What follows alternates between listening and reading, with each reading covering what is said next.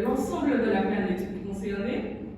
Et en France, on est dans un contexte où les victoires, les offensives et les victoires allemandes seront nombreuses.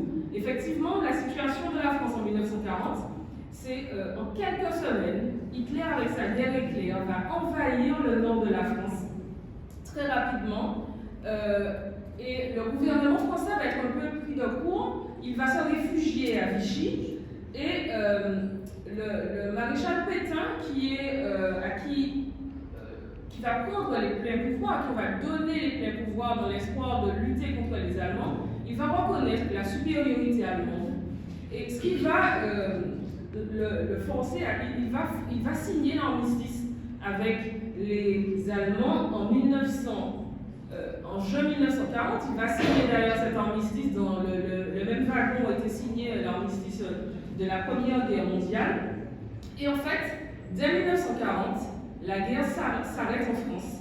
Et on a une France en fait qui va être coupée en deux. D'un côté, au nord, une zone qui sera occupée par les Allemands, et puis au sud, une zone qui est dite libre et qui sera sous le contrôle du gouvernement français. Ce sera la fin de la Troisième République et la naissance de l'État français dont le maréchal Pétain sera le chef. Il va obtenir les pleins pouvoirs. Donc un territoire qui est scindé en deux, mais également un territoire qui idéologiquement sera également une France qui sera coupée en deux. On aura d'un côté la France du régime de Vichy avec le maréchal Pétain qui va mettre en place un régime politique autoritaire, anti-républicain, on le verra, antidémocratique. Et puis de l'autre côté, une France de la résistance qui va s'unir au général de Gaulle après son appel du 18 juin et qui va entrer en résistance. Et sur notre territoire, à 8000 km, on va retrouver ces deux France, ces deux idéologies qui vont, non pas cohabiter, mais qui vont soit confrontées. Alors, c'est important de comprendre en quoi la mise en place du régime de Vichy aux Antilles va conduire à la naissance de la dissidence. Il faut replacer cet acte de résistance dans son contexte historique, notamment ici. Qu'est-ce que le régime de Vichy à la Martinique de 1940 à 1943? C'est important, c'est un éclairage important, justement qui permet de comprendre comment cette politique pétainiste qui va arriver chez nous va raviver une part douloureuse de notre histoire coloniale et va entraîner certains comportements. Et si on retourne en arrière, on va voir qu'il a des particularités. Et on va voir quelles sont ces particularités, dont la résistance, dont la dissidence. Et puis pour terminer, avant de continuer, avant de repasser la parole à Sabine, moi j'ai envie de vous faire, parce qu'elle va beaucoup plus que moi vous parler de la dissidence, mais j'ai envie de vous proposer une petite sociologie de la dissidence, une petite analyse à partir des travaux justement des historiens, des récents travaux historiens, pour comprendre quelles sont les dynamiques internes à cette dissidence. Tout d'abord, vous avez vu, on voit les deux photos, le maréchal Pétain et l'amiral Robert. En Martinique, l'amiral Robert sera le représentant du régime de Vichy. Il faut savoir que 2 jours après la signature de l'armistice en 1940, les conseillers généraux de la Martinique vont voter une motion et décider de rejoindre la France libre. Ils se positionnent tout de suite du côté du général de Gaulle, sauf que les représentants coloniaux dans les colonies, eux, vont s'aligner au régime de Vichy, et l'amiral Robert, qui est haut-commissaire de la France à ce moment-là, depuis 1939 en Martinique, va s'aligner et va mettre en place un véritable État colonial, État du moins policier, en Martinique. Alors, il va effectivement mettre, comme en métropole, en place un régime qui est antidémocratique. Le maréchal Pétain refuse la démocratie, il rejette les valeurs républicaines, et l'amiral Robert va mettre en place cet État policier. Alors, le Conseil général va être dissous tout de suite, dès octobre 1940. Les maires qui étaient élus vont être destitués. On va les remplacer par, alors l'amiral Robert dira, des bons pères de famille qui sont en fait choisis dans la frange conservatrice Béquet notamment.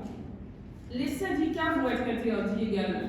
Donc on a des mesures qui ne sont pas propres à la Martinique et qui ont été également mises en place en métropole, mais qui en Martinique auront des répercussions importantes parce que les Martiniquais se voient enlever le droit de vote, donc ils perdent leur statut de citoyen qu'ils avaient si chèrement gagné à l'abolition de 1848. Donc ça a une résonance particulière. Et en plus, ce choix des meilleurs Béquets, le retour du pouvoir, des Béquets au pouvoir, sous l'égide de l'amiral Robert, ça va sonner comme un retour en arrière.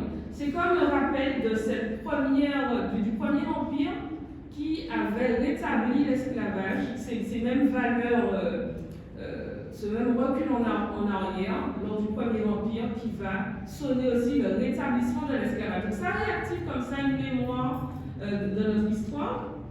Et puis c'est un régime anti-républicain, mais qui est aussi autoritaire et raciste.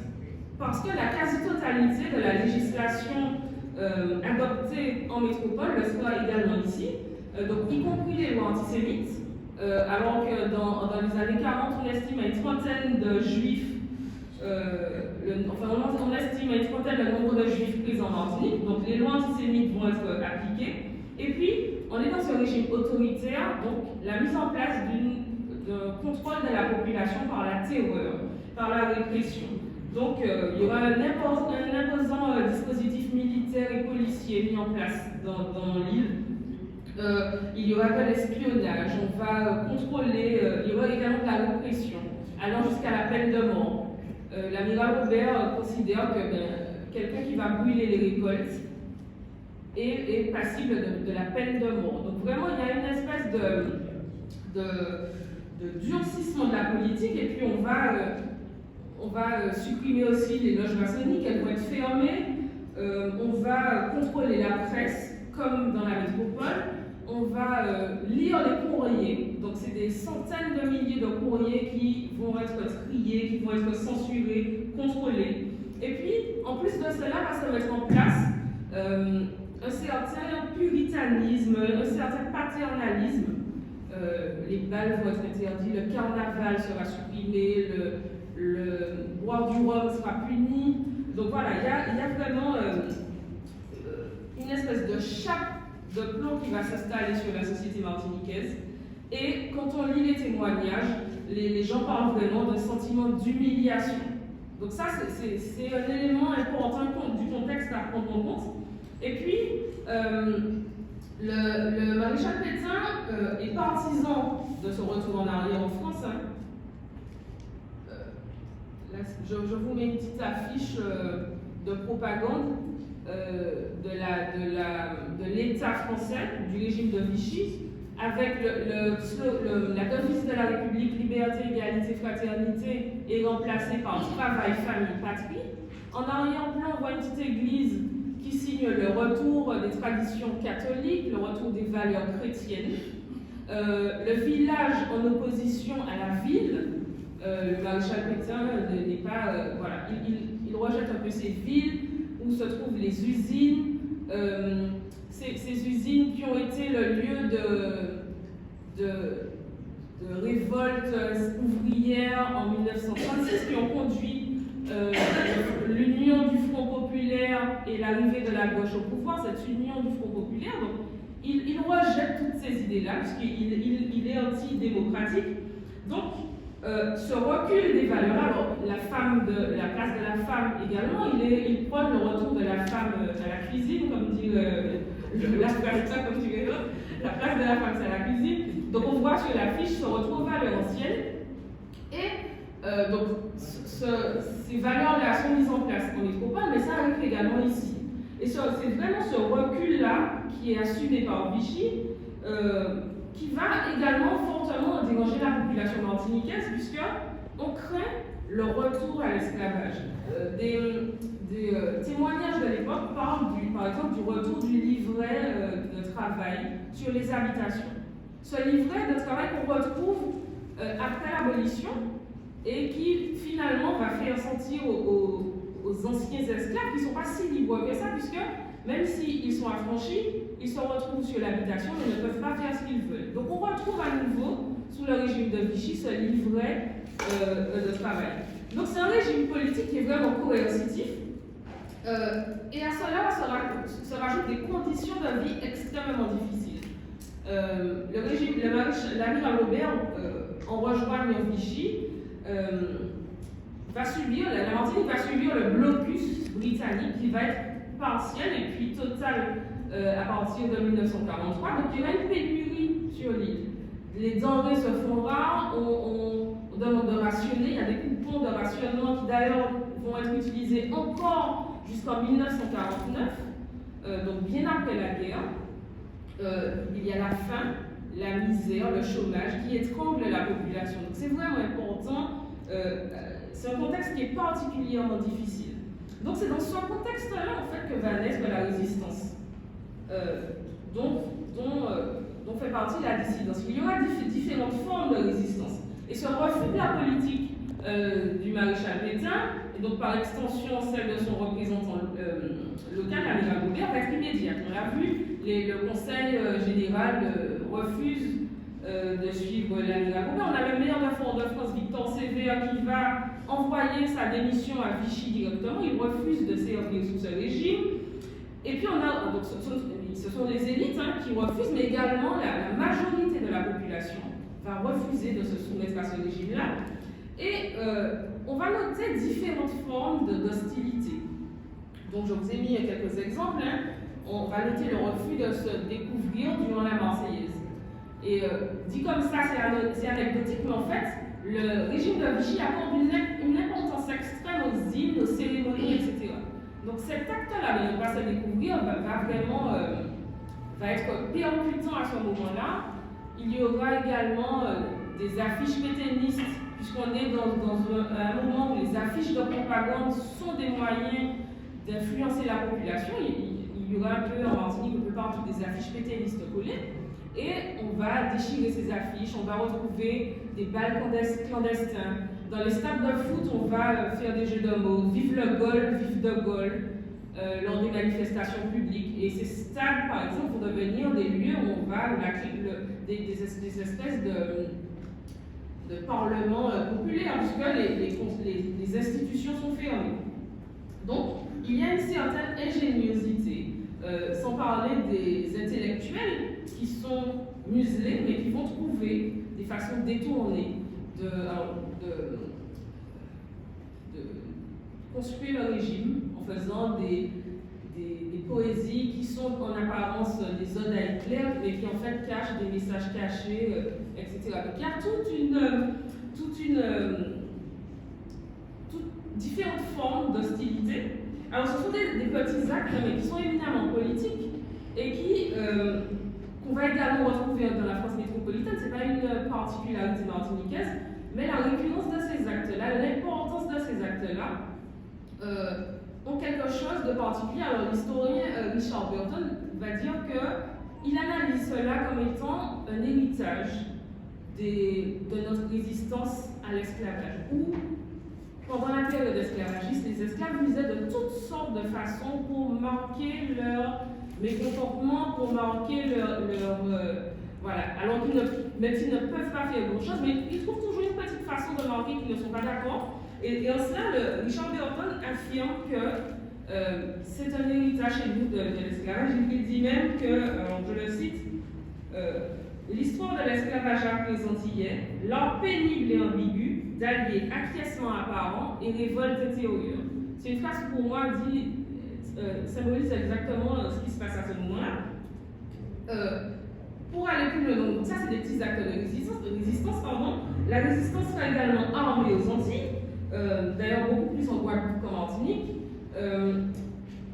puisqu'après l'appel du général de Gaulle, il y a un comité national, un comité local qui va être comité de libération nationale précisément, qui va être chargé d'œuvrer sur l'île et qui va œuvrer sans relâche dans l'ombre, et puis jusqu'en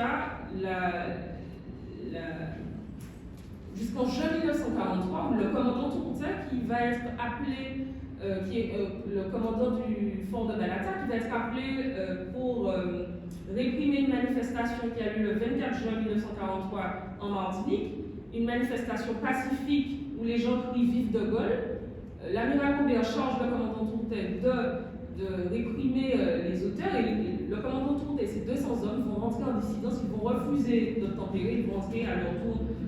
Alors ça, c'est les mots du commandant Tourtet. Entrer en dissidence, ils font le choix de rallier la France combattante, et là la Martinique va basculer dans la France libre, du côté de la France libre.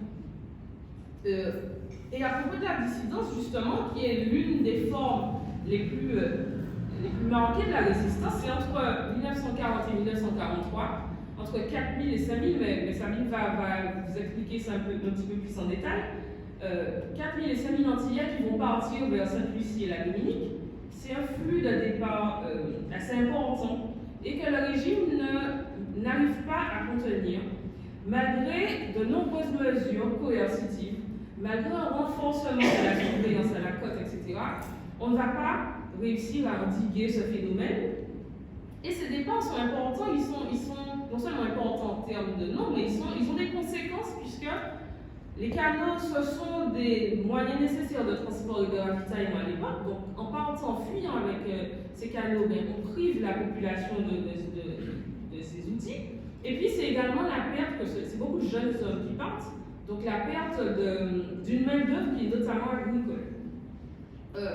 Et sur ce fait de la dissidence, je ne rentre pas plus que ça dans les détails, puisque Sabine va le faire, mais les historiens qui travaillent sur cette question, notamment Eric Burton Richard Burton et Eric Jennings, qui a beaucoup écrit et travaillé sur la dissidence martiniquaise, pour eux, ils voient dans cette dissidence un équivalent moderne du marronnage. Un héritage, donc, populaire. Le marronnage, cet héritage de l'esclavage qui est présent dans la mémoire populaire depuis, et qui va être réactivé, ce souvenir va être réactivé par la situation dans l'île, puisque les gens craignent le retour à l'esclavage. Et d'ailleurs, Eric Jennings, qui a travaillé longtemps sur les archives de la Dominique, il va trouver que même après le basculement de l'île du côté de la France libre, on va continuer, la Dominique va continuer à recevoir des dissidents. Et fait particulier, alors qu'avant le basculement, ces Martiniquais qui arrivent en Dominique sont considérés comme des volontaires pour les FFL, à partir du moment où l'île bascule du côté de Gaulle, ces Martiniquais sont considérés comme des criminels en Dominique. Et le gouvernement dominicain va écrire aux représentants en Martinique et dire mais là c'est bon, il faut réussir à stopper ce flot de jeunes qui arrivent chez nous, on ne sait pas trop quoi en faire, vous essayez de les garder.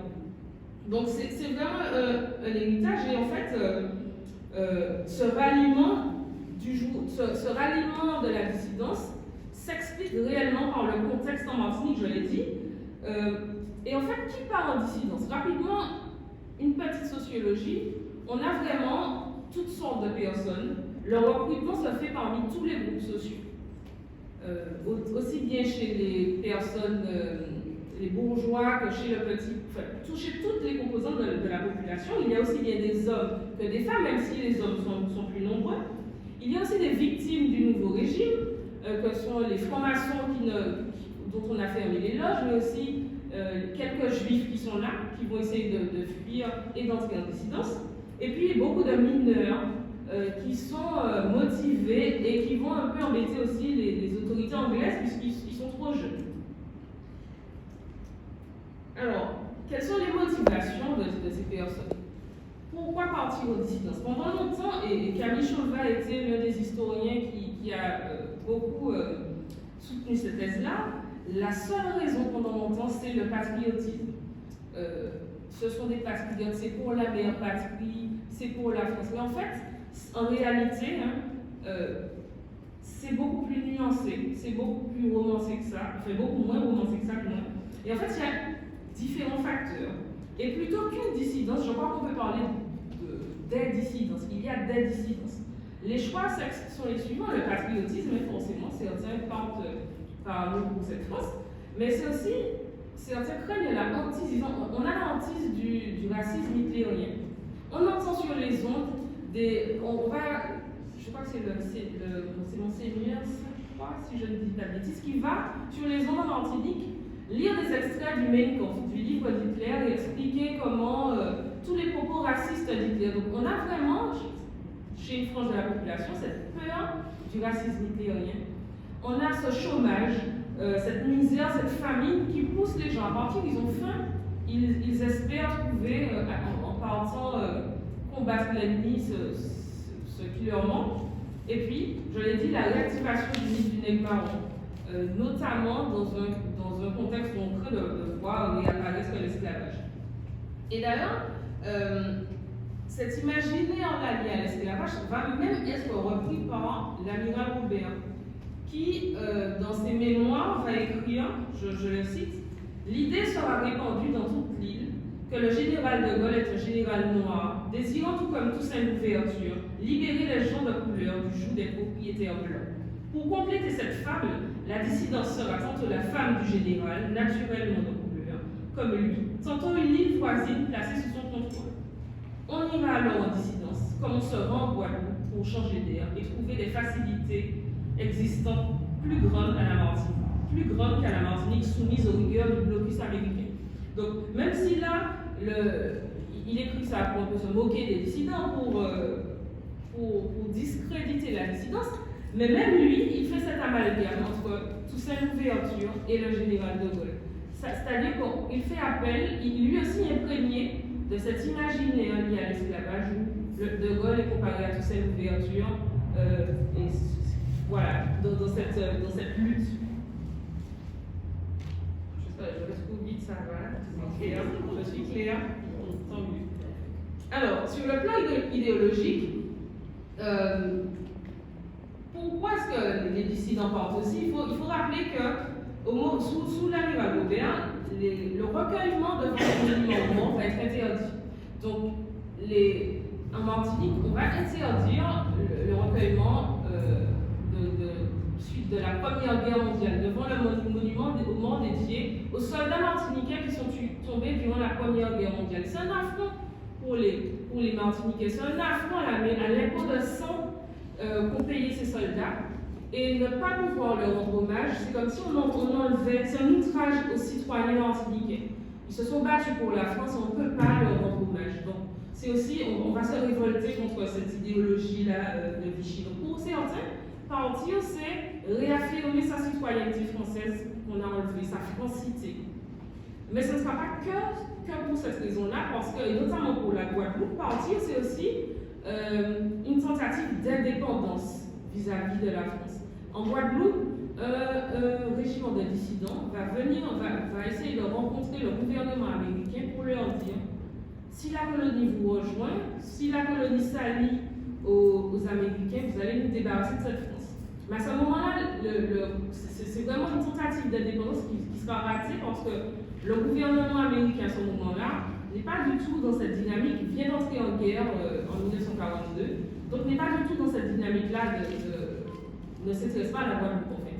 Il y aura vraiment du côté des Guadeloupéens, certains Guadeloupéens, une volonté d'entrer en dissidence, non pas pour défendre la France, mais au contraire pour lui échapper. Donc ça c'est important et on voit bien que c'est beaucoup plus complexe, la dissidence et ses dynamiques sont beaucoup plus complexes que ce qu'on pense.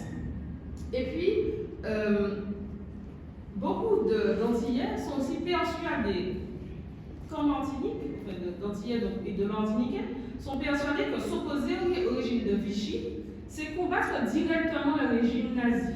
D'ailleurs, en Martinique, on va retrouver des tags, les Boches, ce régime de Vichy, le régime de Bosch. Alors Bosch, c'est un terme péjoratif pour désigner les Allemands.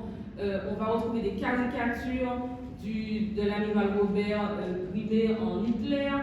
Et ça, c'est une particularité martiniquaise. Aussi en France, là, je vous ai mis une caricature de Laval, qui est le bras droit de Pétain et qui est aussi représenté sous les traits d'Hitler. Donc c'est un amalgame qui sera fait, qu'on retrouve en métropole et dans la colonie, mais qui va fortement imprégner l'imaginaire collectif. Je me bats contre l'amiral Robert, c'est les nazis, je me bats directement contre eux. Et à l'issue de la guerre, cette question-là va réellement se poser. Est-ce qu'on peut être considéré comme résistant sans avoir lutté directement contre les Allemands? Parce que ça sera le cas de certains dissidents qui vont partir mais qui au final ne vont jamais se retrouver face à des Allemands. Et donc là va se poser la question de la définition de la résistance antillaise. Et ce questionnement va être présent à la Libération, puisque on est dans un contexte après la Seconde Guerre mondiale où le climat mondial est propice à la décolonisation, mais on aura à ce moment-là général de Gaulle qui arrive au pouvoir avec une quatrième république qui va apparaître, qui au contraire veut affirmer sa puissance coloniale dans ce monde qui est propice à la décolonisation. Et en ce sens, c'est une première piste pour expliquer l'oubli des dissidents martiniquais. Et le représentant du régime de la 4e République en Guadeloupe se pose la question: qu'est-ce qu'on fait de ces dissidents antillais? Comment est-ce qu'on doit les considérer? Et il écrit au ministre de la Marine en lui disant: des dissidents antillais vont vous écrire, ils veulent rejoindre le CNR, le Conseil national de la résistance française, en 1944. Qu'est-ce qu'on fait? Est-ce qu'on les laisse rejoindre le Conseil national ou qu'est-ce qu'on fait d'eux? Et la réponse du ministre sera claire. Il va répondre: n'est considéré comme véritable résistant que les maquisards, que les métropolitains. Donc sa réponse est claire. Et là, je pense que c'est déjà une première piste pour comprendre cet oubli qu'on va retrouver chez nous, pour les dissidents, mais aussi pour les indigènes de la République. Et je vais m'arrêter là. Et je vais passer la parole à Sabine qui va revenir sur la dissidence.